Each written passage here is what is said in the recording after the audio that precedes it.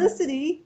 Felicity, tell us a little bit about your beginnings in coming to know the Lord, and then a little bit of that tragedy that you had going on, and then now coming out of it. Now you're like strong. You're coming out of it, and it's a whole new world for you. So, well, gosh, I started serving the Lord when I was 8 years old. So, when my mom came to know God, I came to know God, and I went through, my years, my teenage years, and she says that I wasn't a very good teenager, but I think that I was. And, but, I got married at a young age, and she doesn't mind if you're really real.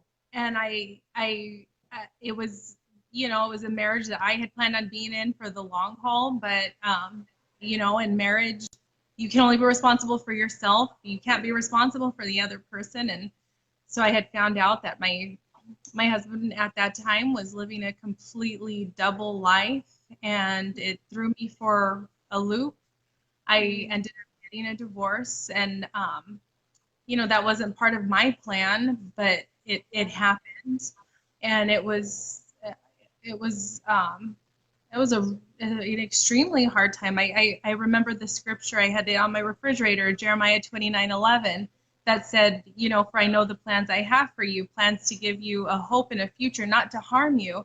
And I remember getting that off of my refrigerator and throwing it. And I was so upset. And I said, God, you promised that you weren't going to harm me, but I feel very harmed. Like you said, and I don't understand. I tried to do everything right. And I went through this horrible divorce, and, but there's also a scripture that says what the devil meant for harm, God could totally turn it around.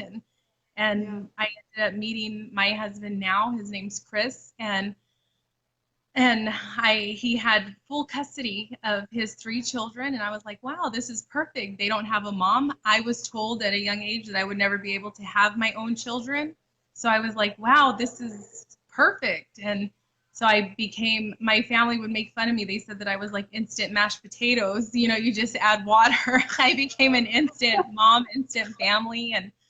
And a year later, I ended up finding out 8 pregnancy tests later, because I did not believe it, that I was pregnant with our daughter. And wonderful. Yeah, and they had, in fact, I had missed my whole first trimester because I did not believe it. Me being pregnant never crossed my mind. And so, I was laying on the bed, and they were doing the ultrasound, and they said, do you want to know what you're having? And I go, no. And everybody looked at me like, what do you mean no? Well, really, my mom goes, what do you mean no? We want to know what you're having. Yeah, that's what I want to know. And I said, I already know what I'm having. And the doctor looked at me, and she says, well, how do you know? And I said, because my life has not gone as planned so far, and I know that God's going to give me the one thing that I've always wanted. And she goes, and what's that? And I said, a little girl of my very own. And she looked at me, and she says, congratulations, you're having a girl. And wow. And she's telling the truth, because when she was 14, she picked out the names. She said, I'm going to have a daughter, and I'm going to name her Daisy Rose Sparrow. And lo and behold, that's my granddaughter's name, is Daisy Rose Sparrow, after two flowers and a bird and a Mexican, Jose Estrada. and then 3 years ago now, I've legally adopted my 3 older children. I have a 17-year-old, a 16-year-old, a 14-year-old, and Daisy will be 10 in June. And so on their birth certificate, it's the coolest thing ever, because where it says mom, it has my name now. And that's very important.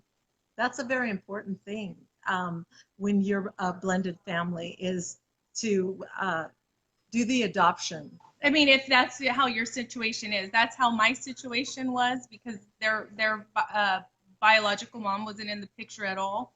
And Mhm. so Mhm. they're my kids. We're a family, all of us together. And Mhm. and it's super cool. And during that time when I became pregnant with Daisy, my husband, that's when the economy was, you know, super bad, and he was going to work just to be sent home because there was no work. And Mhm. we literally had $2 in our bank account, and there was no work. And he's like, well, what do we do? And I said, he always had a dream to want to start his own business. And I said, well, what do we have to lose? $2, you know, $2. This is the time to do it. And we started our company, Extreme Drywall Concepts. And I Wow. mean, God, it's amazing. We dedicated that business to God. We said it's His business, it's kingdom business, and we're a commercial construction company here in Arizona. And I mean, we're a well-known company. We took that $2 and dedicated our business to God, and now we have over 100 employees, and we Mm-hmm. do business all across Arizona. So, I Wow. mean, That's that's incredible. yeah, that's kind of our story to kind of sum it up. And we're Mhm. growing, expanding, and doing great things. And Yeah. our what we always tell everybody when they ask us, you know, how did you guys do this? How did it happen? And I always say it's God first. God Yeah. first. And if you keep Him first, and you're busy about what He wants you to be busy about, then He'll take care of everything. You know, you got to trust Him. You have to trust Him and know that He has your best. He has your best in mind. Like, you don't have to worry. And that's what we live by. You know, God, we don't decide. One of the biggest things that we live by is we're really big about giving, and we give, and because you can't outgive God. So, you know, we make sure to do that. We put God first, and we tell everybody we have the best business partner. That's Yeah. God. You know, He's our business partner, Exactly. and Mhm. that's how Yes. we, yeah. So that's our my story to sum it up a little bit.